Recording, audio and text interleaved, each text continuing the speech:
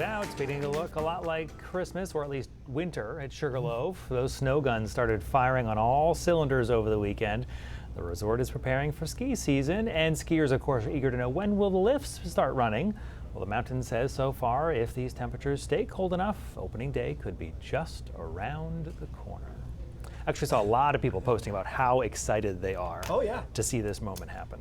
I love it. You know, what's interesting is some years it works out really well and some years it doesn't. The November snowmaking. Right. I think last year we had a couple of cold snaps, but then it was like literally 70 after. And it all struggled after that. And I was like, was that worth the money? I'm not sure. This year looks a little bit better for that. I don't see anything super warm in the mid-range, so kind of. All right. I don't know if that's better. Start the season, right? Better for that, at least. Yeah, at least to get that going for us. Visible satellite, kind of mixed out there. We've got a lot of clouds along the coastline. That makes it feel cooler. Temperatures, they were cool this morning as well, obviously. And into the mountains, we're actually seeing a little bit more in the way of sunshine into parts of down east as well. As we talked about a few minutes ago, what's happening today is we've got a coastal low out here and a low back here, and they're trying to come together in phase, which actually is the crux of many of our winter storms. In this case, though, they're not going to phase in time, and so we're going to see some moisture from this system and then that one behind it over the course of this afternoon into this evening. So clouds continue to be pretty thick along the coastline through the rest of today. Temperatures about 50, many of us in the 40s. See some showers start working their way into the coastline right after sunset. Actually, wait a second, because the fall back a few hours after sunset, we'll see some showers along the coast, especially in the mid-coast and down east. And then there's that second low that isn't quite connecting, coming through during the evening with some heavier downpours possible. Temperatures in the upper 40s to around 50. That moves offshore, and we start to clear out a little bit here on Tuesday. The problem is behind this system, it's really quite windy on Tuesday, and I'll show you some numbers in a second. So although surface temperatures aren't dissimilar when compared with today, and there's actually probably more sun, it's going to be really breezy, and there'll be some upslope snow going on in the mountains with temperatures there in the mid and upper 30s. And then we'll see another storm move in for Wednesday afternoon into Wednesday night. Clouding up from southwest to northeast on Wednesday, and then some rain and snow showers here Wednesday afternoon before some heavier stuff on Wednesday night.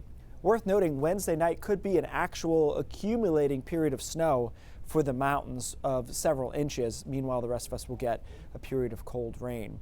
As far as the winds go, they will be out of the northwest, which, as we've talked about with last week, is not usually a big problem for us for power outages, but they will be gusty tomorrow, gusting out of the northwest of around 40 miles an hour. Could see some spots gusting over that in the afternoon. I certainly think Greenville, for example, Freiburg could be in the low to mid 40s, and then eventually Portland could get there as well. So we'll have to watch for scattered power outages. Even though the wind is out of the northwest, it'll certainly make it feel a lot cooler.